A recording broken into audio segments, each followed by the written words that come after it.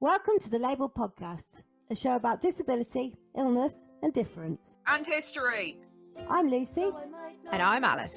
I'm Daisy. So much more than what you see. We all live our lives differently. Kaleidoscope identity. And this is who I'm meant to be. I'm just labelled me. I'm just labelled me.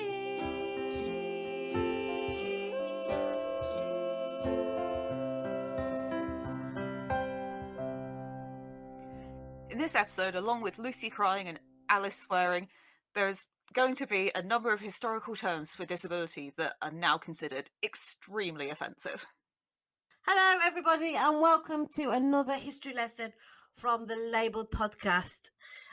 This is the second episode. Usually we do our history swaps in one sitting, but both me and Alice got quite cross about, well, Alice cried and I got quite cross and sweary about our last subject. So we decided to calm down, turn the mics off, go and have a drink and start this as a separate episode because there was a lot to unpack, wasn't there? Yeah. Last time. So we're back with Daisy. we're back with Daisy. Daisy's back. Hello. Hello. How are She you? sounds so pleased to be back. Yeah, she does. Oh God, not you two again. I'm sorry, I've got my my cup of laxatives here, so I just gotta make sure I actually drink them. Okay. I should have done it before we started. Okay, well, we'll make conversation while you're doing that. How's everybody's week been? Yeah, okay. One of my favourite authors released a new one in a book series of hers. So I spent most of the last sort of 10 days just devouring that. Yeah. That's been my Nice. downtime. So yeah. Great. Yeah. I've had a haircut. Got covered in hair dye, so much so that the hair dye went on my face mask, so I look like an extra out of a horror movie yesterday. But no, I'm back to my usual self now, so that's all right. Daisy, what about you? What have you been up to this week? I also re-dyed my hair, but I have to bleach it first, and I realised just in time that I'd got a small amount of the bleach on my eyebrow. Oh, So I've really averted a disaster there. Oh, you go pattern. Oh, What's your Daisy. natural colour? It's sort of like a dark, dirty blonde type. I can't imagine you with like dark, dirty blonde hair. Oh, well, there is evidence. I'll have to send you it. When we were trying to find Daisy to see if she wanted to be involved in the podcast, I couldn't remember Daisy's name, but all I could remember was that Daisy had blue hair. I was like, I need to find this historian on Twitter. She's really good. I'll find her. I can't remember. Alice was like, what's her name? I was like, I can't remember, but I know she's got blue hair. So I spent ages going through Twitter looking for people with blue hair. Like, it's a weirdo. Yeah, in fairness, that is how I'm identified to most people. Yeah. Blue hair, crutches. Yeah. Close enough. It's almost like we haven't got enough to identify ourselves with, so we just dye our hair stupid colours. Do you know what I mean? It's like, oh, look at me.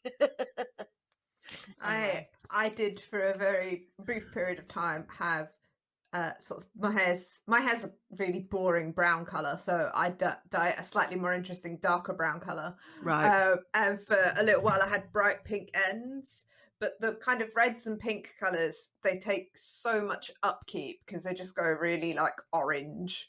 And you know, if that's what you want, great, but that was not what I wanted. I wanted pink. And I stopped doing it because I kept getting told off for there being pink dye all over my bathroom. Oh. And our nice white bath and in our grouting and things like that. And I thought, Grouting. And I thought, what's more important to me, my husband or my pink hair? Quite frankly, I think it's pretty generous if you picked the husband. Yeah, to be honest. Well, what can I say? Yeah. You've got to put the effort into these marriage things. It's all about compromise. It sounds like I'm dissing your husband. I don't know. I have no idea who he is. Never met him. You haven't met him yet, Daisy, but you start slagging him off. Not slacking him off. I'm just saying that pink hair is more important. Well, yeah. Than my 10-year relationship. Anyway, so that's our life update. Hair dye and Hair dye and books. hair dye and books. That doesn't sound bad to me. No, sounds like a good week to me. So, Mm. shall we move on to our topic of conversation for today? Go on then. So today, this has been in my file since January because I'm being very organised, and I'm only now talking about him. So today we are going to be talking about Horatio Nelson as part of our history lesson episode. So I'm going to tell you a bit about him. Daisy will interject with where I've gone wrong. She's got the same notes as I have, and has probably gone, that's wrong, that's wrong, that's wrong. So we're going to go through it together and find out about Nelson. Does that sound good? Yeah, can I just start by saying I think I know who Nelson is. Is he the one that had like all the to-dos with Napoleon, or is that Wellington, or are they the same person?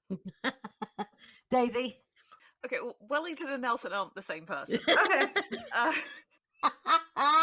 But Okay. yes, he had a lot of to-dos, as we will now be calling them, with Napoleon for years and years and years and years and years, and it's really, really complicated. And part of my research for this was trying to understand all of those wars, and it's really complicated. Is Wellington around at the same time, or have I just picked his name out of the blue? Oh God, now I have to try and know something that I didn't already research off the top of my head.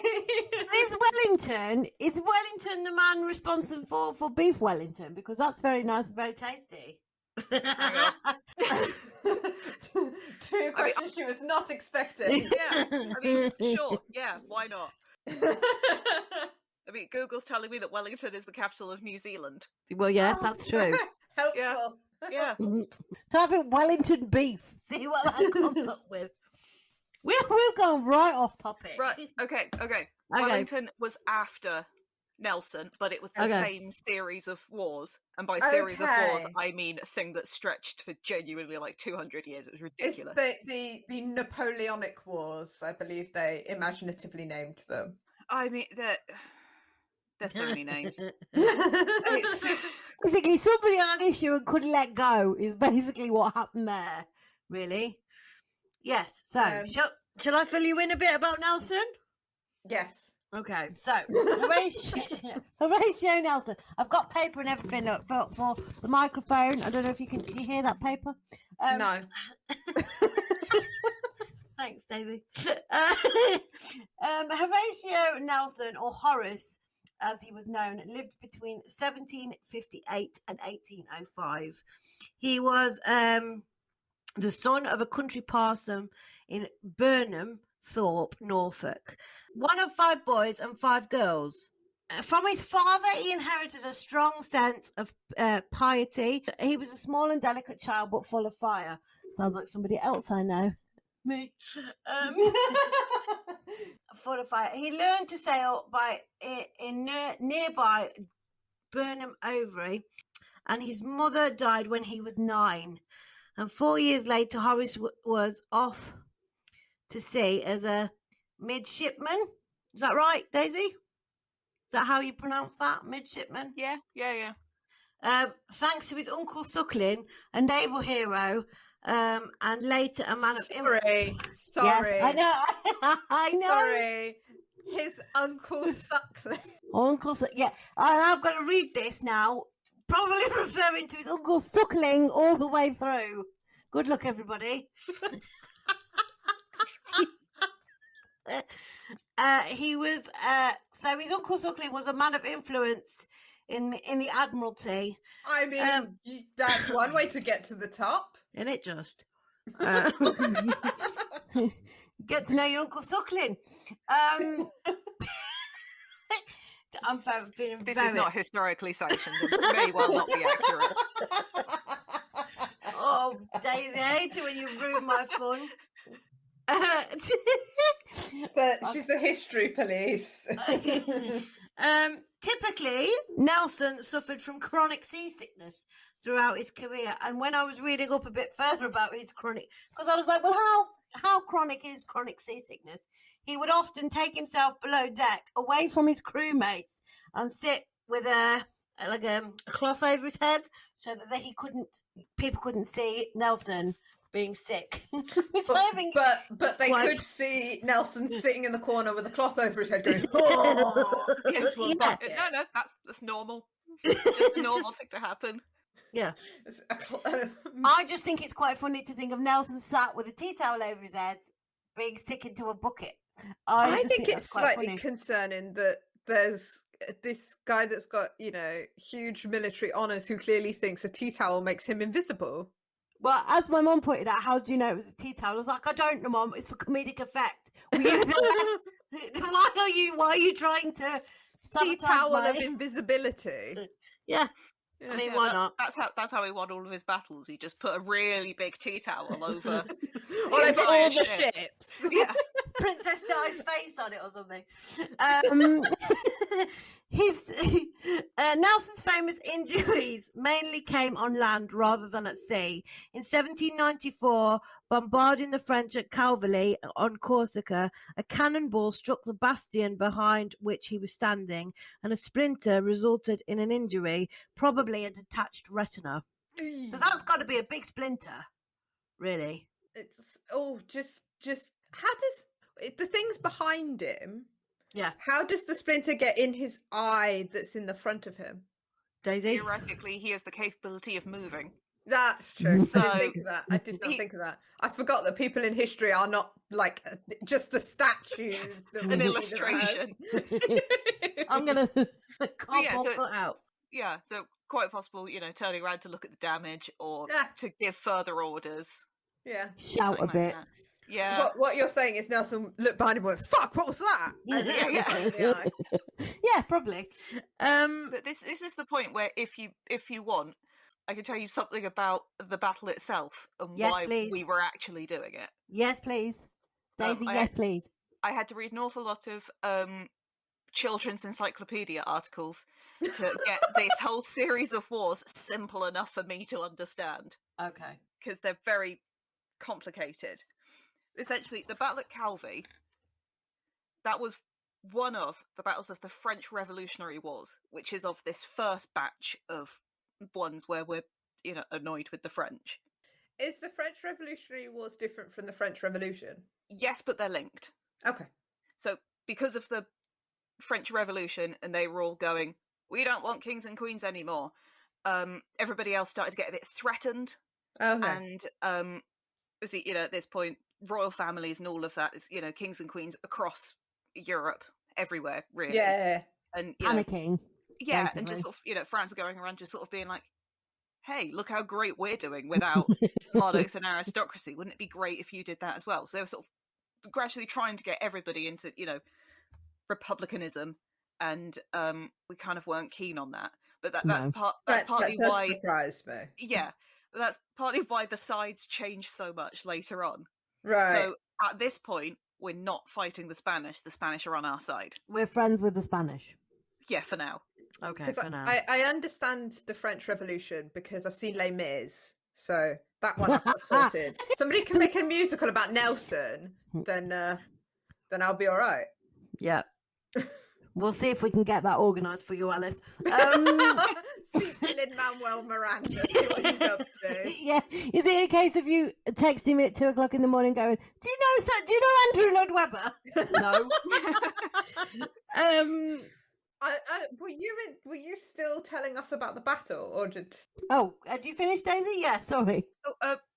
Yeah, pretty much. The only other thing we were there because the people of Corsica, the French were sort of around Corsica, and they didn't really fancy that anymore. So they asked the British for help to go over there and stop the French being near. Okay. So like, we nailed it.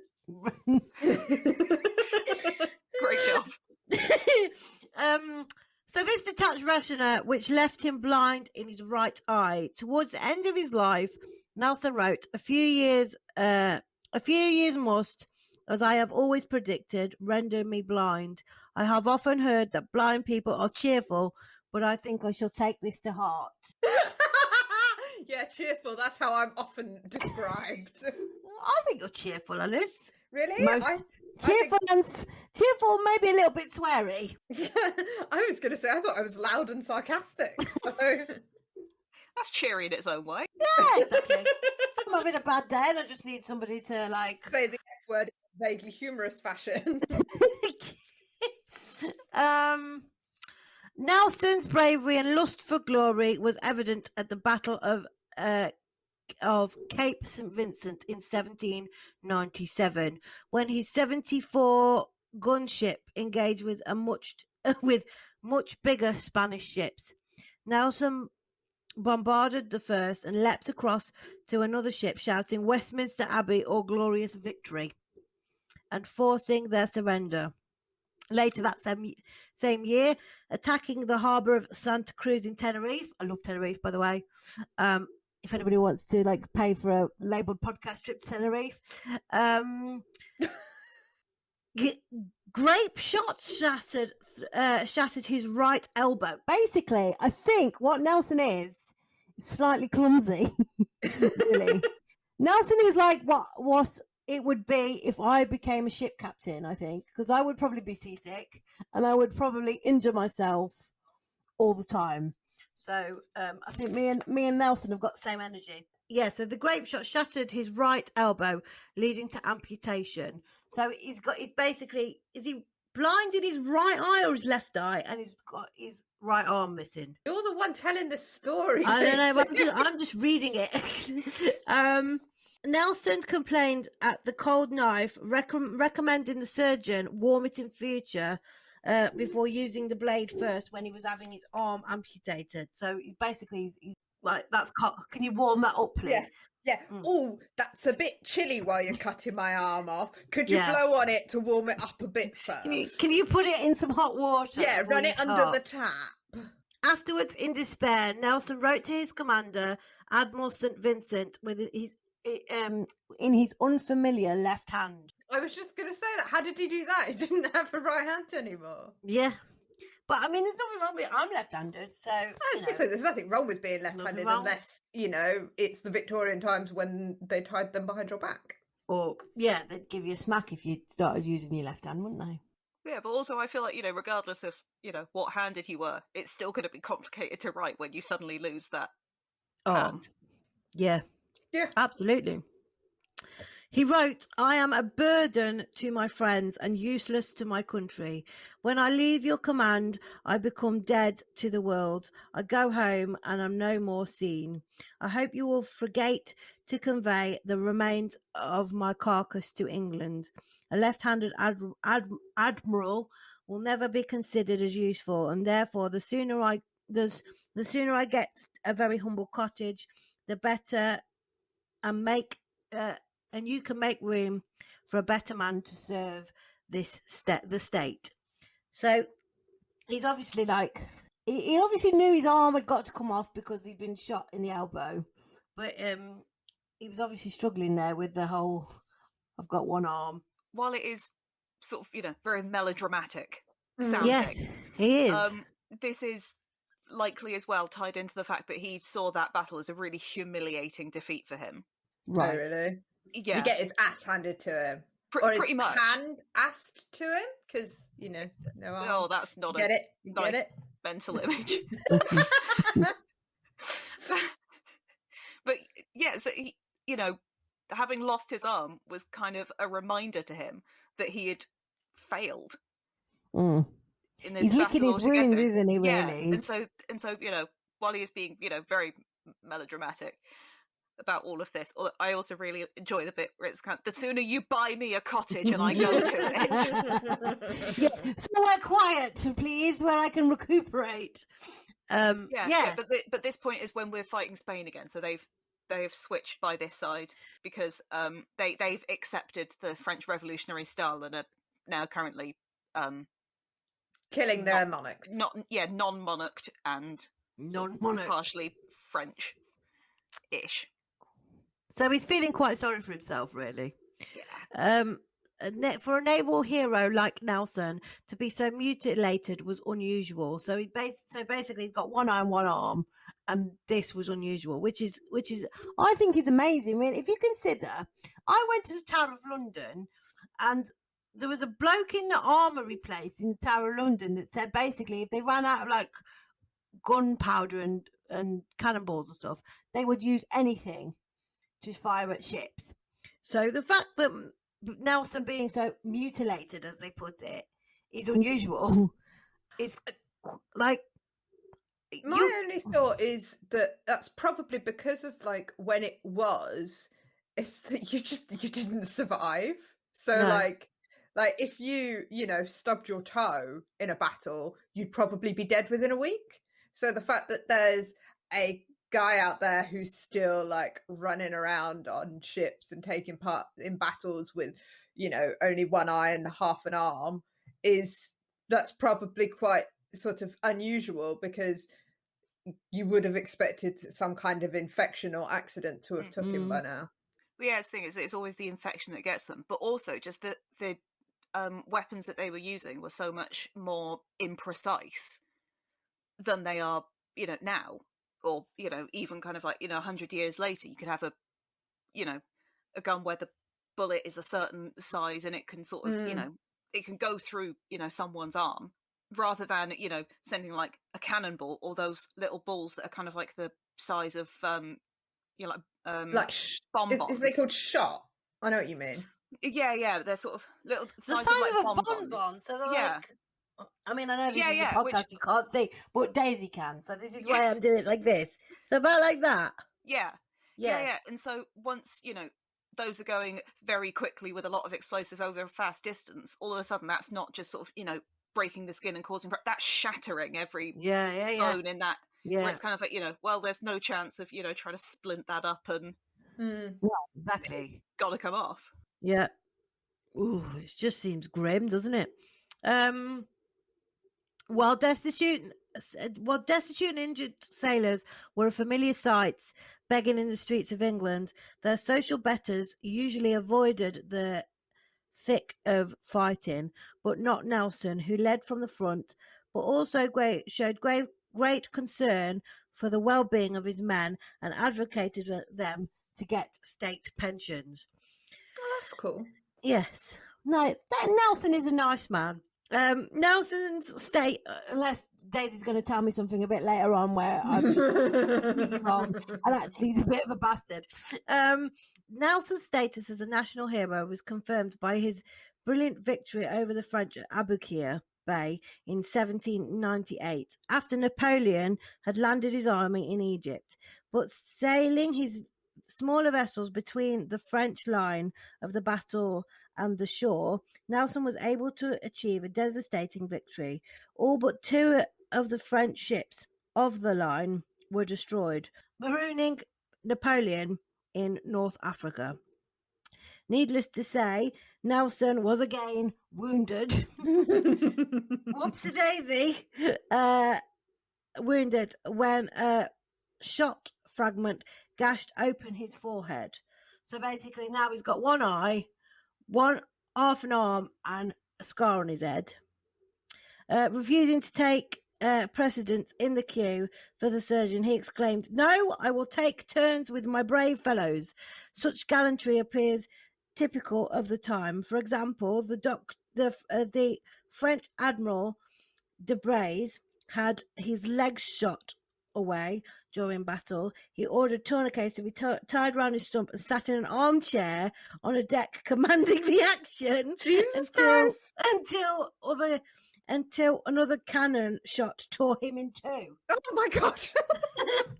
Basically, it's the Black Knight from Monty Python, isn't it? It's just a flesh wound. It's fine, I'm fine. Carry on, I'm fine. Just watch that blood there. Has anyone got anything to mop that blood up with? Yeah. Until a cannon blew him in half. So his legs are bleeding. He's got no legs. Yeah. They said, "Oh, do you want me to fix that for you?" No, carry on. No, it's all right.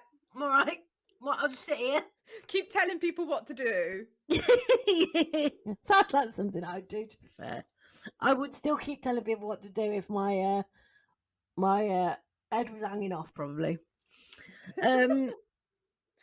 Back home, there was a patriotic rejoicing of the British triumph. The Lord of the Admiralty fainted when he received the news, while Nelson's grateful monarch awarded him a barony in Naples, where he began an affair with Lady Hamilton, the ambassador's wife. A great ball was held. That's why I know about Nelson. I just remembered a random book series that I've read that is sort of a book about books. Have you been reading a saucy book, Alex? No. I need to read saucy books. I am a saucy book. I don't know what that means. I think we've had RPGs today.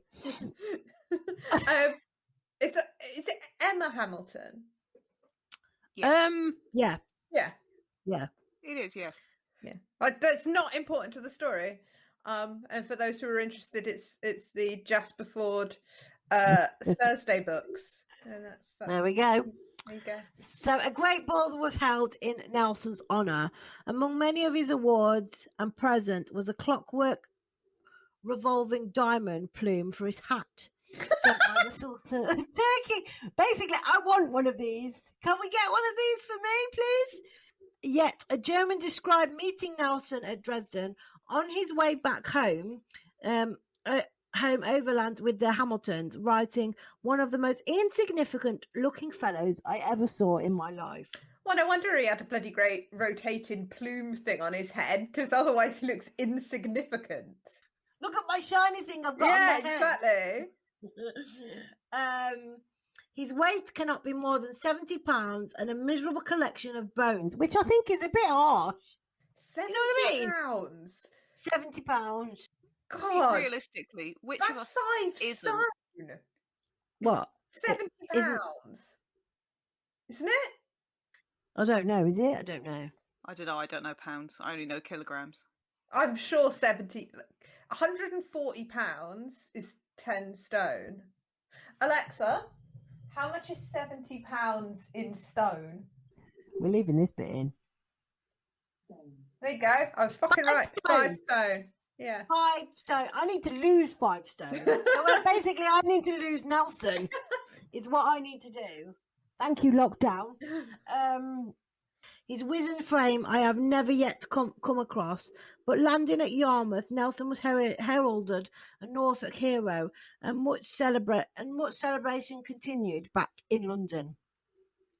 His private life, however, was more difficult. His wife Fanny was anxious and salacious, whereas his mistress Emma was gushing and admiring. The affair was a scandal. Sorry, Just just a question about what anxious and salacious is. Yeah, so here is where I come in to raise issue with the way that Fanny has been portrayed Okay, over the years. let's hear it. Well, so I was going to say in the years since, but that's quite a lot of them and doesn't specify. But sort of, when people have written about, Nelson as historians from sort of however many years ago, kind of, a couple of decades ago, they always wrote about Fanny or Frances as if it was kind of attributed that the breakup of their marriage was down to her. Right. Being sort of like naggy and... Oh, not because he cheated on her then. Well, yeah, whereas, there's a lot of letters that have been found more recently, which are of, her... So, originally they were exchanging letters when, they were first married and he first went away. And they were, really sort of nice and lovely and all of that. And then he started writing a bit less often when he met Emma.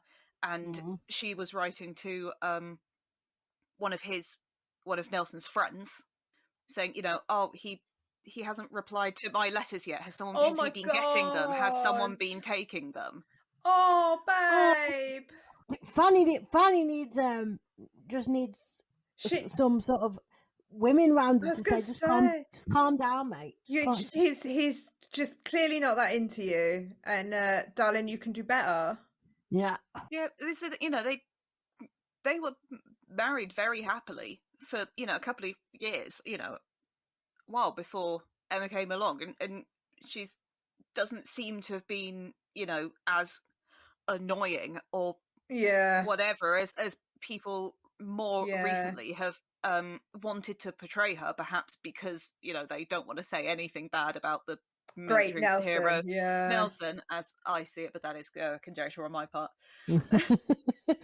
But Fanny had been married before, before she married Nelson, but she'd been widowed after just 2 years, and so she already had a child from the previous marriage.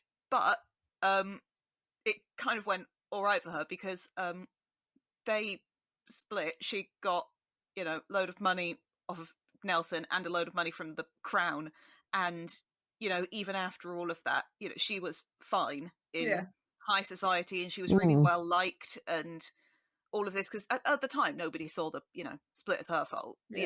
It's just how it's been portrayed in history. Well, yeah, and so she was fine. What was Emma like? Have you got any sort of insight into what Emma was like? What did they said she was gushing? I hope nobody ever describes me as gushing.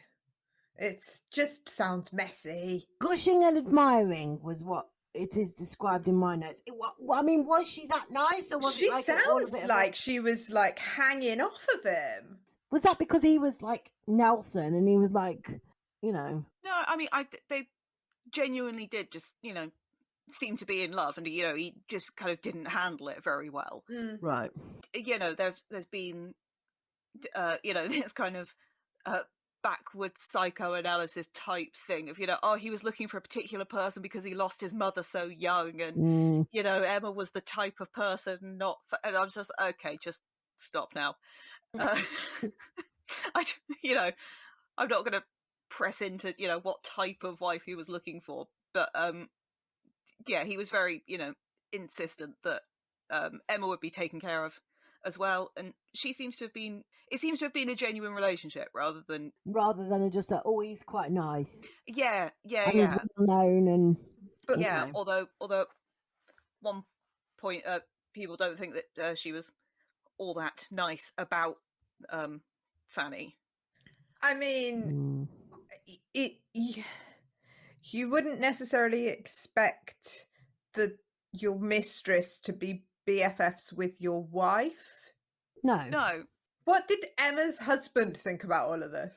Well, supposedly, he was a bit older, and he seems to have made an active decision at the start of the affair to not acknowledge it.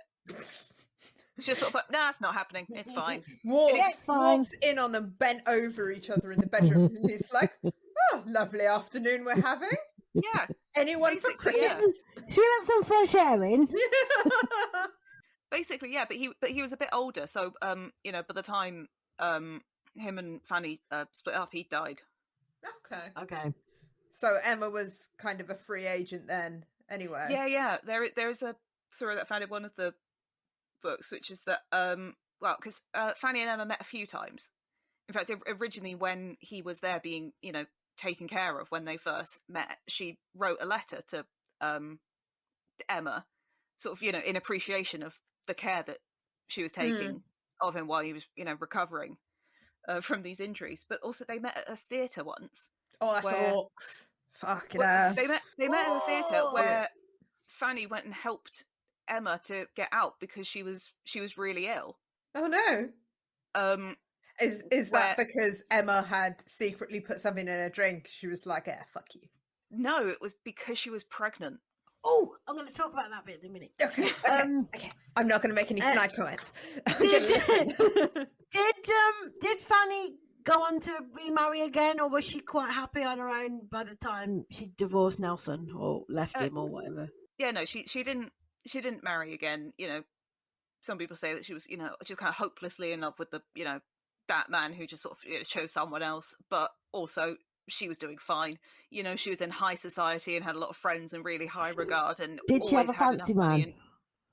I hope she had a fancy man. Hard to say, but all I really know about her is that she died in Exmouth, which is in Devon, very close to where I'm from.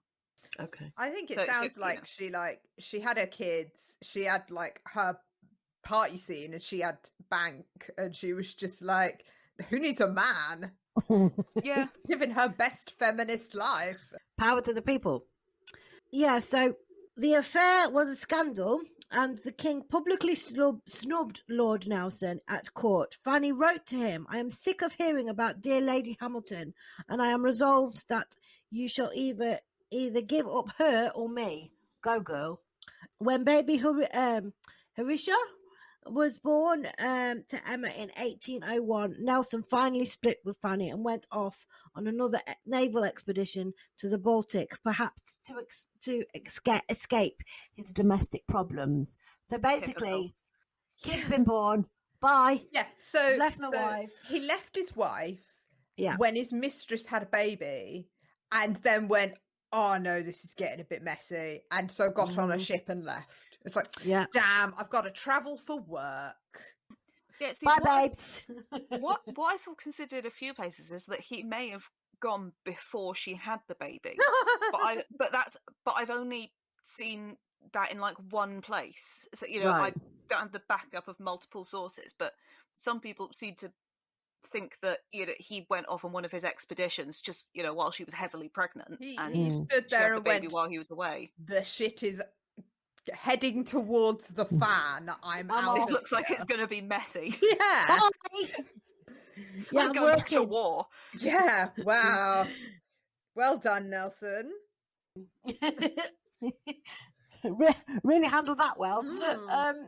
It was the resulting Battle of Copenhagen, where he left his commander, where he felt his commander was being too cautious, that Nelson famously ignored the signal to discontinue.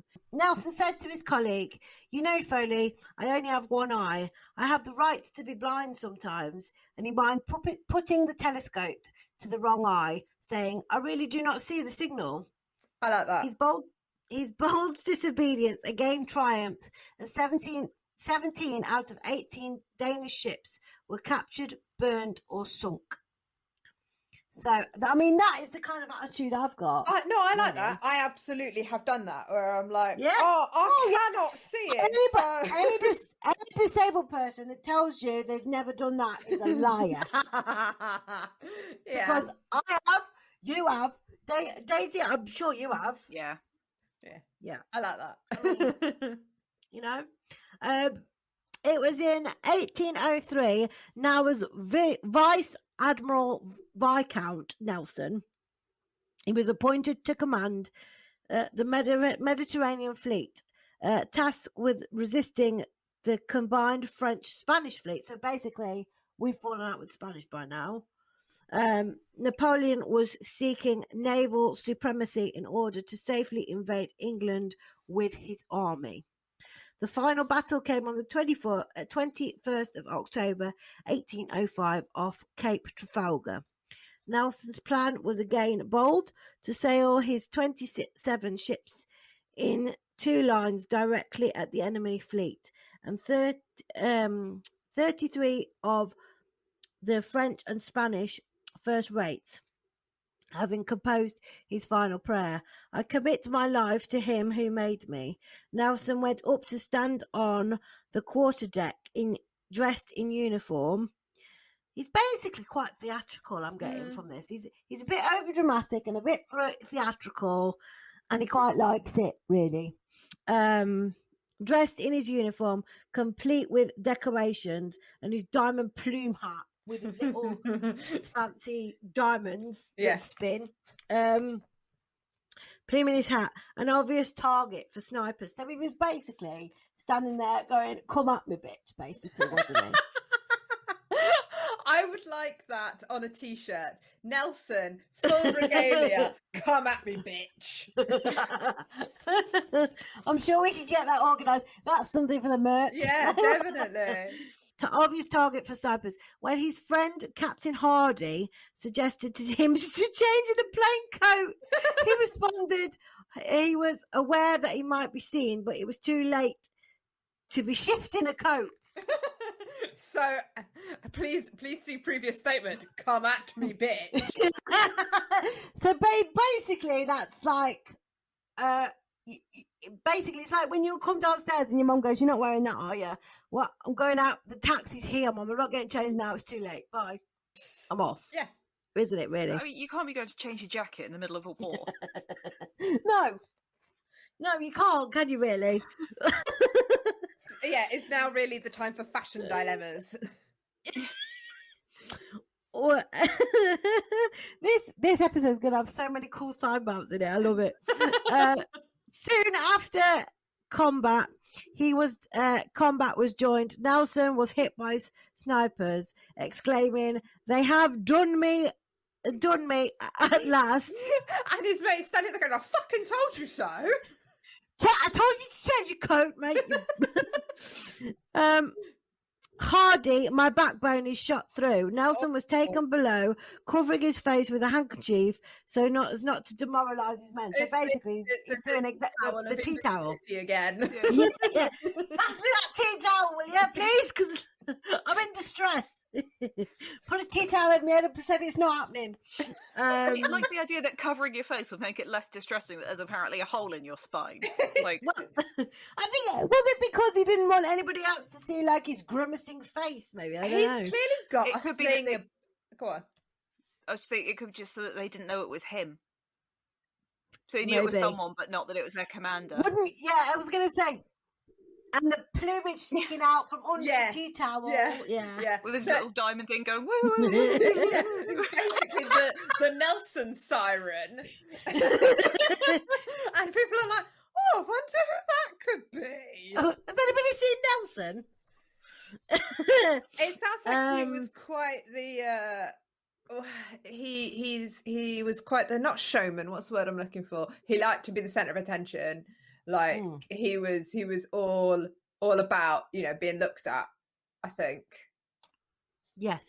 And it's a bit like that thing, isn't it? Where, like I always say that I dye my hair red for a reason, and it's all very meticulously planned. Like, he's lost his arm, he's got one eye and a scar on his head where he's been hit in battle. Is it almost like, to stop them staring, let me just stick a hat on my head with this? I mean, maybe. Like, I don't know what he was like before he acquired his disabilities, but maybe he is like, well, look at me, you're going to remember me as Commander Viscount Nelson, not Nelson with one eye and half an arm. And you think of what the German said when he met him. He said, like, he was the most insignificant looking fellow. So, like, is he using that to his advantage, going, well, I've lost my arm, I've lost my eye, what can I do to, like, I know people are going to start staring at me because he's still in the Navy. I was going to say, especially like in the military, I imagine having a disability and being a tiny bag of bones man, you're like, you want to make yourself look kind of big and fancy, because otherwise those other things people would probably think are like a sign of weakness. And you become a spectacle then. Yeah. Nobody's talking about the fact that you've only got half an arm and one eye. Yeah. They're talking about, have you seen Nelson's fancy hat? Yeah. And the fact that he goes into battle wearing his full uniform. Well, and I suppose the military success as well, it encourages that kind of, remember me for these big gestures and these big things that I have done and accomplished, not the fact that my body might look like it is weak. If you know. I mean, it's like me. I always say I dye my hair bright colours so that, and my chair is very inconspicuous, or tries to be very as inconspicuous as you can get. A big lump of metal, so that when people are talking to me and they see me, they don't automatically think, oh gosh, she's in a wheelchair. It's more like, oh, she's got nice hair. Is it that kind of similar sort of distraction technique? Yeah, I think it's probably like a combination of things, isn't it? I think it's an element of kind of going, this is, look at me, but look at me for these reasons, remember me for these reasons. But also I think partly kind of distracting and taking away and kind of covering up the things that people perceive as visible signs of weakness, like perhaps being frail and disabled. I mean, because I don't think you could call Nelson, with all his disabilities, I'm reading about him here now. I don't think you can call him frail. No, really. No, I mean, he's definitely strong-willed, and the fact that like his response to having his arm cut off was, "Oh, the knife's a bit chilly." Like this, it's not a kind of soft, scared, mild-mannered, exactly, kind of gentleman, is it? No. I mean, I do think he probably did just enjoy the attention that he got from being different. seen as just from being seen as this sort of excellent national hero type figure, because he was naturally gifted in this sort of thing. So I think probably even without the the injuries and the disabilities and things like that, he would have always been a bit dramatic. And I can tell he's got a bit of an ego. Yeah. But I suppose. I mean, in a way, if you're going to be, that successful and that well renowned that all of the king and all of that is praising you, then how could you not get an ego? Yeah, exactly. Yeah, it's like Beyonce knows she's awesome. Like, because she's Beyonce, so sometimes when you see a really attractive man and you look at them and you think, yeah, but you're attractive, don't you? It's that kind of there's a whole song by The Streets about it. Yeah, exactly. There's different levels of it. Like there is that, oh yeah, you know how good you look, but then there's also actually I'm a badass and I'm proud to be a badass. There's different. There's arrogance and there's pride. There is, and there's pride. Yeah. I completely get that. So where did I get to? Invisible tea towel. The tea towel of invisibility. The tea towel of invisibility was used so not to demoralise his men. As he lay dying, Hardy came down to share the news of total victory. 2/3 of the enemy fleet had been destroyed, captured, and not one British ship had lost. I mean, that is good going. And is that because of his tactics, his military tactics, I guess? Yeah, so I mean,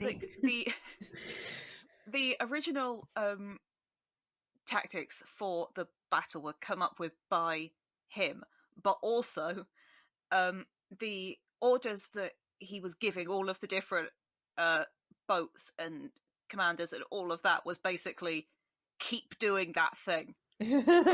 Just keep shooting. Yeah, it was basically just keep doing it. I mean, most of his military technique was just kind of like going right up to people and then beating at them, shooting them in the face. Well, yeah, it doesn't sound necessarily like much of a battle strategy, but it really worked because like Britain had a really good system for training the Navy. Being as we are an island, the Navy was a big part of it.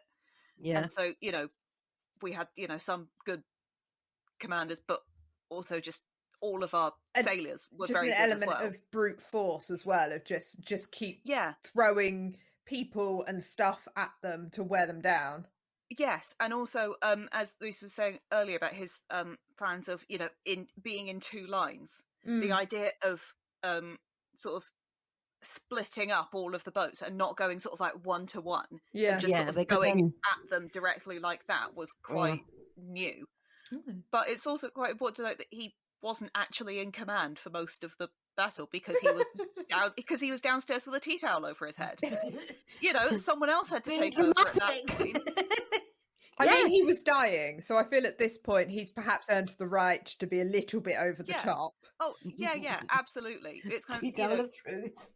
Supposedly his injury actually came quite early. Yeah. In the battle. Really? So while like the strategy and stuff had obviously been, he'd done that before the battle started. So basically what he did was he said, I'll set you off. Oops, the days I've got shot. You carry on. Kind of, yeah. But, essentially, I guess, at that point, all of the strategy was in place. Everybody knew what they were doing. And so the only instructions was keep doing it. Right. Regardless of what happens, keep doing it. Because, I mean, he was under there for quite a while in between the being shot and the dying, under his tea towel. So supposedly it took him 3 hours to die. Oh, and that would have been a painful death as Yeah. well. That's not just like... No, that's not passing away gently in your sleep, is it? No. I do think that we should have some merchandise that has got a Nelson tea towel, and we can call it the tea towel of invisibility, and just sell them to our listeners if you want to buy them. Yeah, for absolutely. Absolutely. What we need is a tea towel of invisibility merch and a "come at me, bitch" t-shirt. Any artists out there who want to draw something for us, we'll get that up on. We'll get those. Get your designs to us. Email at lABLEdpodcast@gmail.com. Put design merch ideas in your subject line. Brilliant. Answers on a postcard. Emails are more accessible. Stick with emails. Hardy came down to share the news of the total victory. 2/3 of the enemy fleet had been destroyed or captured, and not one British ship was lost. Nelson said, "Now I am satisfied. Thank God I have done my duty." Famously, Hardy kissed him farewell as he died. Nelson's final thoughts being for his mistress and his daughter. Was this the baby that was like? Was this the battle that he was going off to when the baby was being born? Yes, I think so. So he never actually met her. I don't know, Daisy. Did he meet her? Yeah, so I think this was a bit later. Okay. I think the original mission that he'd gone out on wasn't necessarily particularly a battle, but kind of like, going out surveying, having a look. Because I think it was 1801 the baby was born. Okay. Yeah. So it's a couple of years old by this point. Just wondered. Joy at the naval success of Trafalgar was mingled with grief. Throughout the fleet, one sailor wrote, "Chaps fought like the devil, sit down and cry like a wench." Back in England, Coleridge noted, "When Nelson died, it seemed as if no man was stranger to another. Of all were made acquaintances in rites of common anguish. It was an event like the assassination of JFK or the death of Princess Diana, by the sounds of it." Yeah, that's what I was just thinking. Which have so it's basically like when Freddie Mercury died, when David Bowie died, that kind of level of, oh my God. And you remember JFK, Steve? From our previous episode. Confused everybody for at least half an hour. As an 18-year-old in 1775, languishing with malaria after a voyage in India, Nelson had resolved, "Well then, I will be a hero," and confiding in Providence. I will brave every danger." He always had passionate belief in his own destiny. 3 decades later, there were he more than fulfilled his ambition through his charisma, boldness, and what became known as Nelson's touch.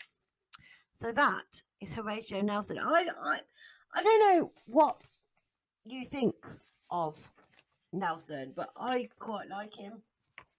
I quite like the fact he likes to make a spectacle of himself. I do quite like that about him. He's got confidence. I like his confidence, I think. Yeah, I think it's I think my issues around perhaps the representation of Emma and Fanny is more a reflection of the the patriarchy and history. But But he seems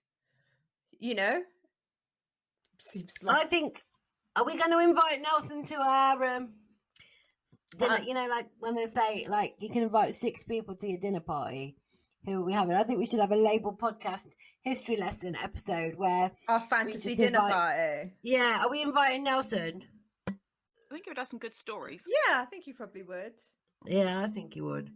It's saying, I think he's just, he's a flawed person. Mm. It's, like anyone. And so, it's kind of like, all hearing about his bad points, which is not just hearing about the fact that he's, a person. I do quite like him. I tell you who we're not inviting. Rosamund Kennedy's family. No. We're not inviting them. They can sit outside in the car park. But yeah, I do quite like Nelson. Yeah. I like the fact that he suffered violently with seasickness and still said, "No, I'm a sailor. That's what I do for a living." After he died, you may well have heard stuff about this before, but obviously they were quite far away from Britain. It was how they were going to get him back, get his body back, so that, it wouldn't, without being gross, disintegrate on the journey. Oh. And obviously, because he was this sort of, big naval guy, this national hero, they wanted him to kind of, ideally lie in state. Well, and it sounds like he was already kind of in bits from that accident. So, yeah. So, what they ended up doing was they had a massive vat of brandy. My God, did they pickle him? Whoa. I think you're going to say wax then or something. They pickled him? No, essentially, yeah. Oh my God. God. How else are you going to keep him fresh? I thought you were going to say salt him or something. Or seawater or something. Let's keep him in seawater. Yeah, no. Like a brine. The brandy worked pretty well. I guess the only issue was that when they got back, when the ship did return, there was less brandy in the vat than they were expecting. So people drank pickled Nelson. Oh my God. Technically, no, they just drank the brandy. Oh, like still gross though. Like can't waste alcohol. Yeah. Daisy, calm down. I don't think this is a waste of alcohol. I think that alcohol was being used for a different purpose. Oh, that is rank. That's like something. That's I bet Hardy went. I tell you what, I could really do with a drink. We've run out of brandy though, because basically Nelson's swimming in it.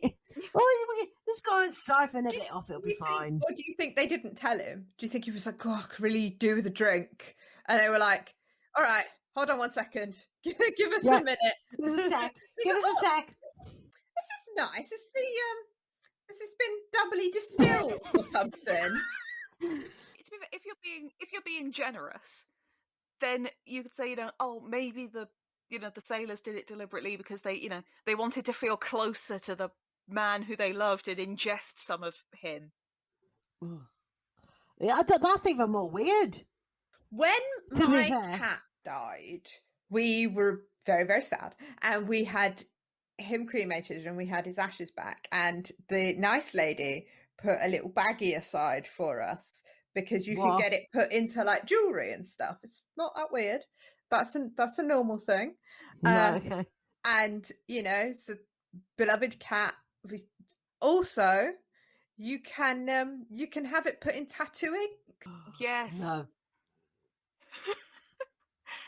But you could it's not just pets. They'll do it for like your nana. Yeah. My nana, bless her, she is in our garden under a camellia bush. That is far. She's close enough there. Thank you very much. I don't want her on my skin. That's a bit weird. Don't fancy a tramp stamp with a bit of nana in it. No, thank you. I have heard that you can be put in a firework. You can put ashes in a firework. No, I don't fancy that. I would quite like that because then you can go up and be all sparkly, can't you? Yeah, but then you're going to rain down on people, like strangers passing by in the street because it's a firework and it just goes up into the... I don't... Just from a pedestrian's experience of the world point of view, I don't really want to be walking around on the 6th of November and be like, oh, I've got ash in my hair. I wonder who that is. You wouldn't know if nobody told you. You wouldn't know. Oh, you just pointed out about my visual impairment now. Thanks, Luce. No, if nobody told you there's somebody that Lucy's in that firework, you wouldn't go, oh no, don't set it off near me, thanks. I'll go and sit in the car.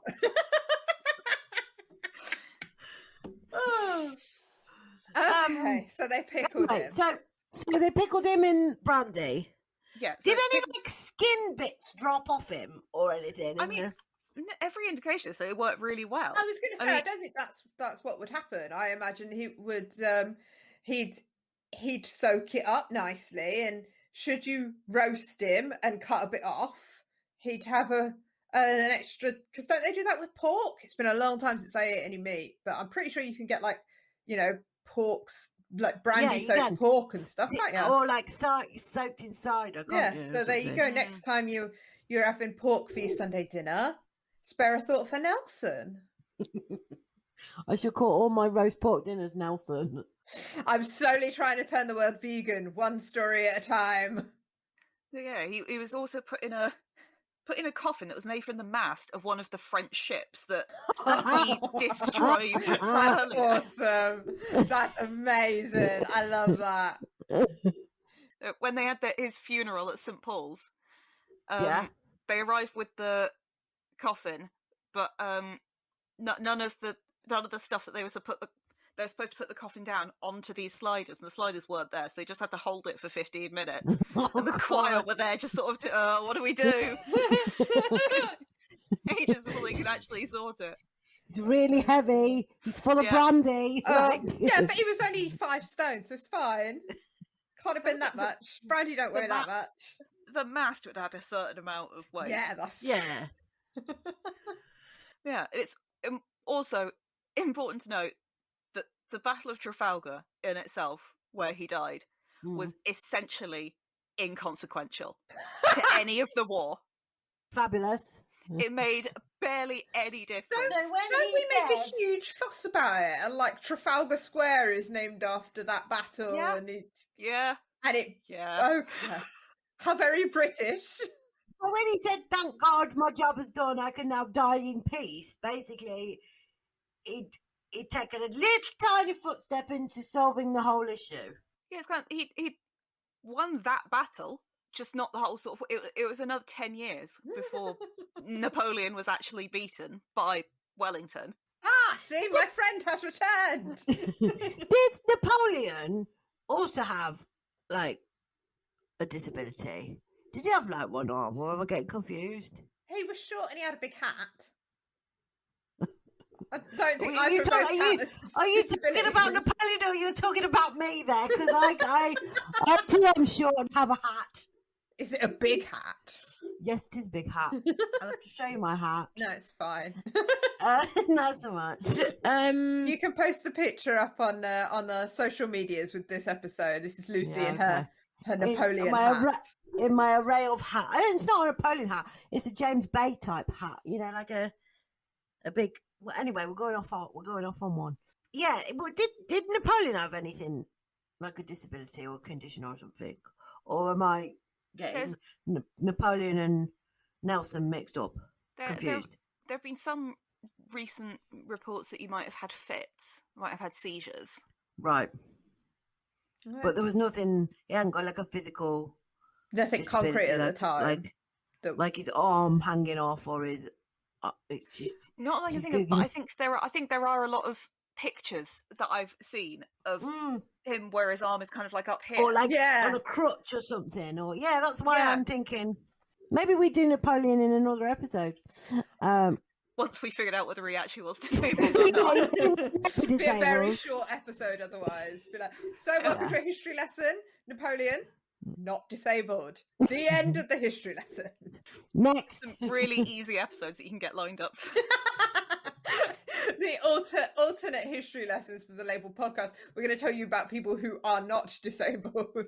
It's a whole new series. It's called "Are You Disabled?" It's just a list of people. You just go, no. Those accounts is like, is it Ted Danson's birthday? No. Yes, no. Someone's got far too much time on their hands. We've just gone off on one again. That's kind of classic us, though, isn't it? Yeah, That's what keeps bringing the people back. I think listeners should get a certificate. Like, well done for making it through the episode. Yeah, here's a downloadable certificate. There's like for lots of podcasts where they spend their beginning bit having their kind of chat and their catch up and doing all their promo and stuff. It's like people skip through all of that to get to the interesting bit. People can't do that with our podcast because we do it constantly throughout the show. We're laced with topical discussion about our lives. We need to add an extra kind of like content warning bit for skippers. And be like, skip ahead for the next 4 minutes if you want to actually hear about Nelson and not. I think some of this episode is going on our end of year blooper reel, isn't it? Really? Yeah, definitely. Is there anything else, Daisy? Hang on. Oh, there is one thing. You know how you were saying on his deathbed he wanted Emma and his daughters to be taken care of? Yeah. Right, yeah. He was hoping that the Crown would essentially, give her a stipend, particularly because, the child of... Did he want another cottage again?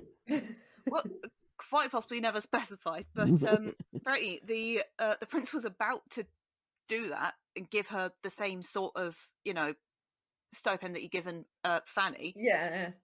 And then he found out that Nelson had said something mean about him, and so he didn't. Oh, God. I mean, I bet Emma was chuffed. Yeah. But, that's why you don't badmouth your boss, isn't it? Yeah. Yeah.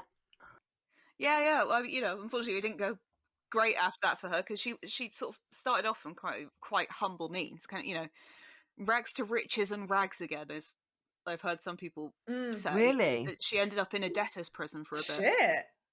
Oh, that's pretty bad. And what's the little girl, Horatio?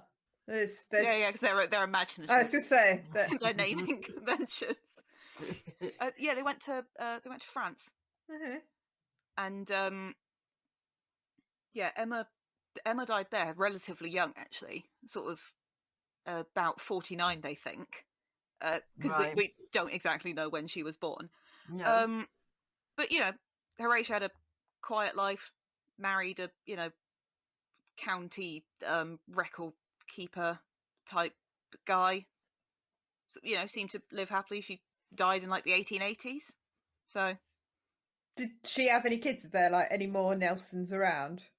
It wasn't specified in what I was reading. I feel like her quiet life has gone as far as we know nothing about her.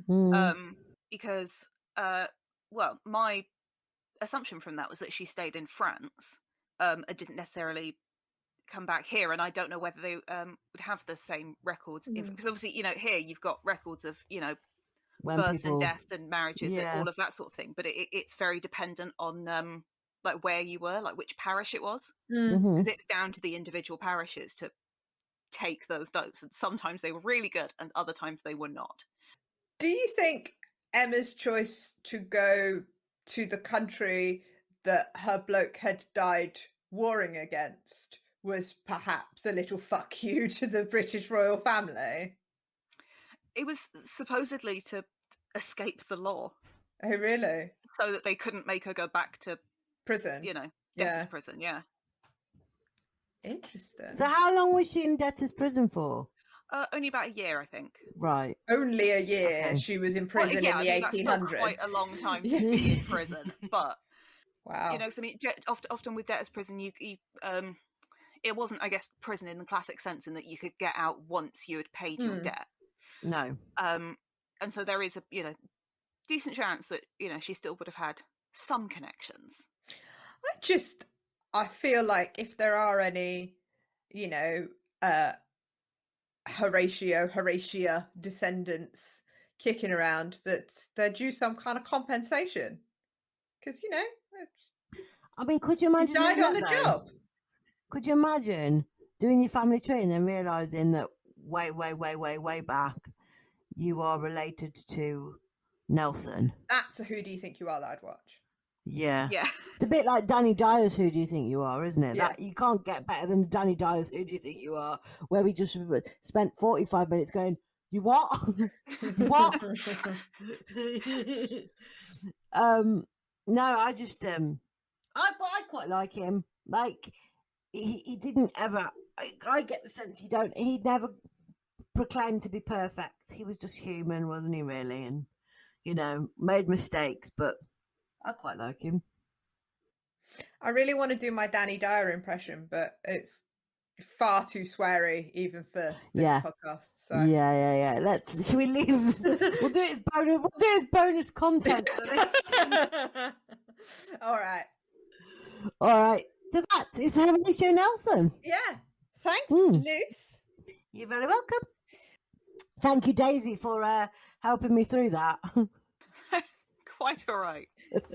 And thank you, listeners, for putting up with us again. Let us know what you think of this episode and all our other episodes on our website, where you can also catch up on old episodes, and the GoFundMe link is on there, so do that. And if you want to be a guest, you can do that by going on our website as well.